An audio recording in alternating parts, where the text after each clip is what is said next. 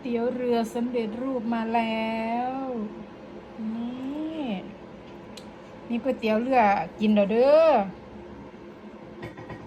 แซ่บรสชาติแบบก๋วยเตี๋ยวเรือบ้านเฮาเลยแต่เป็นซองแบบคือซองมาม่านี่ไปพอของดีแล้วบ่ซื้อมาม่าเนี่ยอื่นน่ะมันซื้อแบบนี้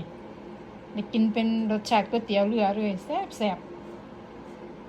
เดี๋ยวสิมื้อหน้าเดี๋ยวสิถ่ายรูปซองมาม่าให้เบิ่งผู้ใดอยู่เมืองนอกเมืองนาไปหาซื้อมากินเด้อ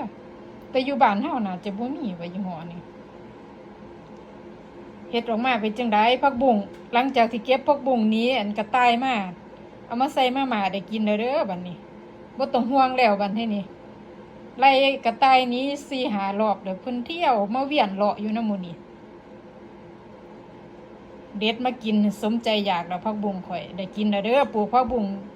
จากยอดที่เอาไปเสียบไว้